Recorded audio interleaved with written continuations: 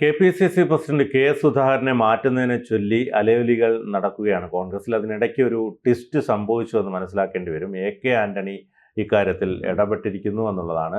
AK. Antony ഇടപെട്ടാൽ എ.ഐ.സി.സിക്ക് മറുത്ത് പറയാൻ പറ്റാത്തൊരു സാഹചര്യമുണ്ട്. എ.കെ. ആന്റണിയെ സംബന്ധിച്ചിടത്തോളം ഇപ്പോൾ ഈ കെ.പി.സി.സി പ്രസിഡന്റിനെ മാറ്റുന്നത് ഈ വഖഫ് മുനമ്പം വിഷയങ്ങളുമായി ബന്ധപ്പെട്ട് ക്രിസ്ത്യൻ വോട്ടുകൾ, അതായത് കോൺഗ്രസിലുണ്ടായിരുന്ന ക്രിസ്ത്യൻ വോട്ടുകൾ ബി.ജെ.പിയിലേക്ക് പോകുന്നു എന്നത് കണ്ടിട്ട് ഈഴവ സമുദായത്തിൽപ്പെട്ട കെ സുധാകരനെ മാറ്റിക്കൊണ്ട് ഒരു ക്രിസ്ത്യൻ സമുദായത്തിൽപ്പെട്ട ഒരു ആളിനെ കൊണ്ടുവരാൻ ഉള്ളൊരു ശ്രമം. അതാണ് ഈ ആന്റണിയിലേക്കും സണ്ണി ജോസഫിലേക്കുമൊക്കെ പേരുകൾ എത്തുന്നത്. അപ്പോൾ ഒരു ക്രിസ്ത്യൻ സമുദായത്തിൽപ്പെട്ട ഒരാളെ കെ.പി.സി.സി പ്രസിഡന്റ് ആക്കുന്നതിലൂടെ ബി.ജെ.പിയിലേക്ക് പോകുന്ന വോട്ടുകൾ, കോൺഗ്രസിൽ നിന്ന് ബി.ജെ.പിയിലേക്ക് പോകുന്ന വോട്ടുകൾ തിരിച്ച് സമാഹരിക്കാൻ കഴിയും എന്നുള്ളൊരു ഗൂഢതന്ത്രത്തിൻ്റെ ഭാഗമായിട്ടാണ് ഈ നീക്കം നടന്നത്. പക്ഷേ ഇതിപ്പോൾ ആന്റണി പൊളിച്ചിരിക്കുന്നു എന്നാണ് മനസ്സിലാക്കാൻ കഴിയുന്നത്.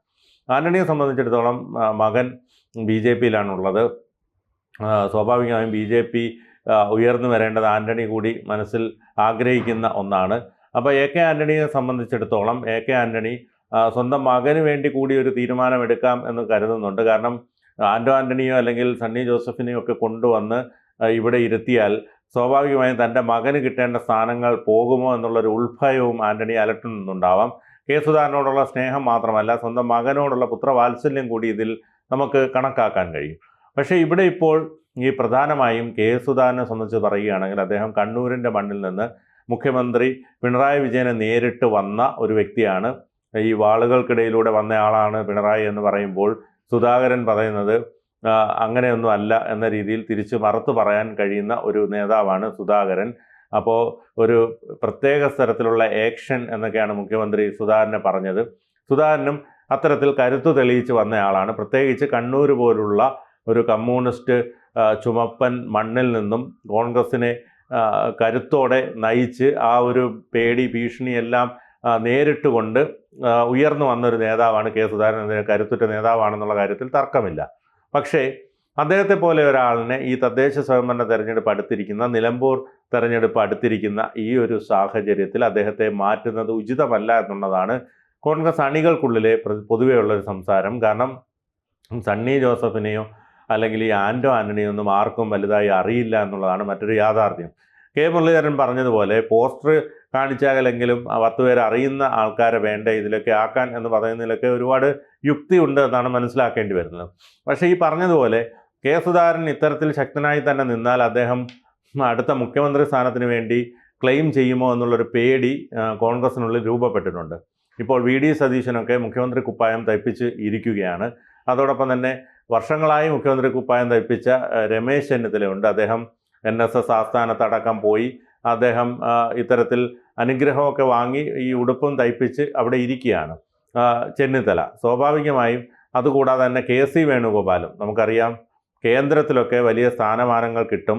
ഇത്തവണ മോദി അധികാരത്തിൽ വരില്ല, പകരം രാഹുൽ ഗാന്ധി പ്രധാനമന്ത്രിയാവുകയും തനിക്കൊരു ആഭ്യന്തര മന്ത്രിയോ പ്രതിരോധ മന്ത്രിയോ ഒക്കെ ആകാമെന്ന് സ്വപ്നം കണ്ടിരുന്ന ആളാണ് കെ.സി. വേണുഗോപാൽ. അതുകൂടാതെ കുഞ്ചാലി സാഹിബൊക്കെ ഇത്തരത്തിൽ ലോക്സഭയിൽ മത്സരിച്ചതിൻ്റെ ഭാഗമായിട്ടാണ്. കാരണം അവിടെ പോയി എന്തെങ്കിലും ഒരു മന്ത്രിസ്ഥാനമൊക്കെ കൈക്കലാക്കാമെന്ന് പറഞ്ഞു.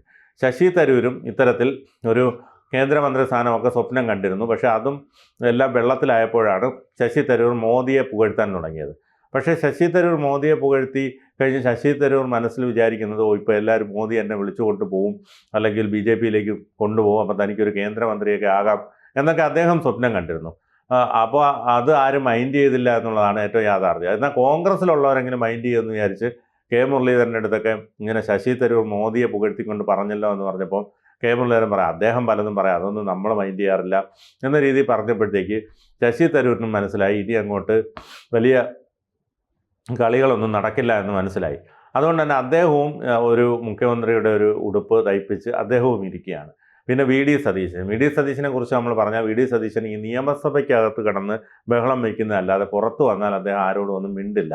അതൊരു വലിയ പോരായ്മയെ എല്ലാവരും ചൂണ്ടിക്കാട്ടുന്നുണ്ട്. നിയമസഭയ്ക്കകത്ത് പോലും അദ്ദേഹം വലിയ രീതിയിലുള്ള പ്രകടനങ്ങളൊന്നും കാഴ്ചവെക്കുന്നതായി നമ്മൾ കണ്ടിട്ടില്ല. കാരണം നിയമസഭയ്ക്കകത്ത് എപ്പോഴും ഈ പറഞ്ഞതുപോലെ മാത്യു കുഴൽനാടനും പി.സി. വിഷ്ണുനാഥും അങ്ങനെയുള്ള ഒരുപാട് നേതാക്കളൊക്കെ തന്നെ അവിടെ നിയമസഭയ്ക്കകത്ത് ശക്തമായി സംസാരിക്കുന്നുണ്ട്. സ്വാഭാവികമായും അതൊന്നും വി.ഡി. സതീശനെ സംബന്ധിച്ചിടത്തോളം ഈ വി ഡി സതീശൻ്റെ നിയമസഭയിലെ പ്രകടനങ്ങളൊന്നും ആരും വലിയ മുഖവിലേക്ക് എടുക്കുന്നില്ല. കാരണം ഒരു പ്രതിപക്ഷ നേതാവെന്ന് പറഞ്ഞാൽ ഒരുപാട് പ്രശ്നങ്ങൾ ഉണ്ടാകുമ്പോൾ അതിനെല്ലാം അറ്റാക്ക് ചെയ്യേണ്ട ഒരു വ്യക്തിയാണ് പ്രതിപക്ഷ നേതാവ്. നമുക്കറിയാം, സർക്കാരിനെതിരെ എടുക്കാനുള്ള നിരവധി ആയുധങ്ങൾ ഉണ്ടായിട്ടും അതൊന്നും ആവനാഴിയിൽ എടുക്കാത്ത ടീമാണ് ഈ സതീശൻ. അതുകൊണ്ട് തന്നെ സതീശനും ഇത്തരത്തിൽ ഒരു മുഖ്യമന്ത്രി കുപ്പായം തയ്പ്പിച്ച് വീട്ടിലിരിക്കുകയാണ്. അപ്പോൾ സ്വാഭാവികമായും ഇപ്പോൾ സതീശൻ മുഖ്യമന്ത്രിയുടെ ഉടുപ്പ് തയ്പ്പിച്ചു, രമേശ് ചെന്നിത്തല തയ്പ്പിച്ചു, ശശി തരൂർ തയ്പ്പിച്ചു, KC വേണുഗോപാൽ തയ്പ്പിച്ചു. എന്തിനേറെ പറയുന്നു, പരിണതപ്രജ്ഞരായ മുല്ലപ്പള്ളി രാമചന്ദ്രനും VM സുധീരനും ഉൾപ്പെടെ പഴയ ഉടുപ്പെടുത്ത് അലക്കി തേച്ച് മുഖ്യമന്ത്രി കുപ്പായമാക്കി വെച്ചിട്ടുണ്ട്. സ്വാഭാവികമായും എല്ലാവർക്കും മുഖ്യമന്ത്രിയാകണം, അധികാരത്തിൽ വരാൻ വേണ്ടി കാത്തിരിക്കുകയാണ്. ലീഗ് ആകട്ടെ ഒരു ഉപമുഖ്യമന്ത്രി സ്ഥാനവും ചുരുങ്ങിയത് ഒരു 6 മന്ത്രിമാരും എന്ന രീതിയിലാണ് അവരിപ്പോൾ പ്ലാനുകൾ നെയ്തുകൊണ്ടിരിക്കുന്നത്. അപ്പോൾ പാണക്കാട് പോയിട്ടാണല്ലോ എല്ലാവരും ഇക്കാര്യങ്ങളെല്ലാം തീരുമാനിക്കുന്നത്. കോൺഗ്രസ്സിൽ ആരെങ്കിലും ഒരാൾ ഒരു അണികളുടെ രൂപത്തിൽ പോലും ഒരാൾ വന്നാൽ പോലും അവർ പാണക്കാട് പോയി കുമ്പിട്ട് വരേണ്ട അവസ്ഥയാണ് ഇപ്പോൾ കോൺഗ്രസിനെ സംബന്ധിച്ചിടത്തോളം ഉള്ളത്. അതുകൊണ്ട് കോൺഗ്രസ്സിൽ ഈ സുധാകരനെ മാറ്റുന്ന വിഷയവുമായി ബന്ധപ്പെട്ട് വന്നപ്പോൾ നിരവധി എതിർപ്പുകൾ ഉയരുന്നുണ്ട്. അതിൻ്റെ ഭാഗമായിട്ട് വേണം ഈ AK ആൻ്റണി ഇതിൽ ബന്ധപ്പെട്ടത് എന്നാണ് മനസ്സിലാക്കാൻ കഴിയുന്നത്. AK ആൻ്റണിയെ സംബന്ധിച്ചിടത്തോളം ഒരു വെടിക്ക് 2 പക്ഷി എന്നുള്ളതാണ് AK ആൻ്റണിയുടെ നിലപാട്. തൻ്റെ മകൻ രക്ഷപ്പെടുകയും ചെയ്യും, ഒപ്പം സുധാകരനെ സംരക്ഷിച്ചു എന്നുള്ളൊരു പേരും തനിക്ക് വരും എന്നുള്ള 2 കാര്യങ്ങളാണ് ആൻ്റണി കണക്ക് കൂട്ടുന്നത്. പക്ഷേ ഇതിലെല്ലാം കൂടി ഒരു കാര്യം വ്യക്തമാണ്, മുരളീധരനെ പോലെയുള്ളൊരു നേതാവ് ഈ അവസരത്തിൽ ഏത് തരത്തിലായിരിക്കും പ്രതികരിക്കുക എന്നുള്ളതാണ്. കാരണം അദ്ദേഹം KPCC പ്രസിഡൻ്റായിരുന്ന സമയത്താണ് കോൺഗ്രസിന് ഏറ്റവും അധികം ഒരു ഉയർച്ച ഉണ്ടായിട്ടുള്ളൊരു കാലഘട്ടം എന്ന് തന്നെ പറയേണ്ടി വരും. അദ്ദേഹം പാർട്ടിക്ക് വേണ്ടി രക്തസാക്ഷിത്വം വഹിച്ച ഒരു വ്യക്തി കൂടിയാണ്. കാരണം അദ്ദേഹം ഇത്തരത്തിൽ വട്ടിയൂർക്കാവ് എന്നുള്ളൊരു സുരക്ഷിത മണ്ഡലത്തിൽ അദ്ദേഹം കൃത്യമായി ജയിക്കുന്ന മണ്ഡലമുണ്ടായിട്ട് അദ്ദേഹത്തെ ലോക്സഭാ തെരഞ്ഞെടുപ്പ് വന്നപ്പോൾ വടകരയിൽ കൊണ്ടുപോയി മത്സരിപ്പിക്കുകയും അവിടെ വിജയം നേടുകയും ചെയ്തു. അതിനുശേഷം പിന്നീട് അദ്ദേഹത്തെ വീണ്ടും കൊണ്ടുവന്ന് നേമത്ത് മത്സരിപ്പിച്ചു. നേമത്ത് അന്നത്തെ മുഖ്യമന്ത്രിയായിരുന്ന ഉമ്മൻചാണ്ടിയെയും അതോടൊപ്പം തന്നെ രമേശ് ചെന്നിത്തലയൊക്കെ മത്സരിക്കാനായിട്ട് പാർട്ടി നേതൃത്വം നിയോഗിച്ചപ്പോൾ ഉമ്മൻചാണ്ടിയൊക്കെ ചെയ്തത് ഒരു സാധാരണ വ്യക്തിയെ ഉമ്മൻചാണ്ടിയുടെ വീട്ടിൻ്റെ ഓടിൻ്റെ മുകളിൽ കയറ്റി ആത്മഹത്യാ ശ്രമമൊക്കെ നടത്തിച്ചു. അതായത് ഉമ്മൻചാണ്ടി പുതുപ്പള്ളിയിൽ മത്സരിച്ചില്ലെങ്കിൽ ഞാനിപ്പോൾ ഈ ഓടിൻ്റെ മുകളിൽ നിന്ന് ചാടി മരിക്കും എന്നൊക്കെ പറഞ്ഞു. അങ്ങനെ ഉമ്മൻചാണ്ടി ആ ഒരു നാടകത്തിലൂടെ ഉമ്മൻചാണ്ടി പുതുപ്പള്ളിയിലേക്ക് തന്നെ തിരിച്ചുപോയി.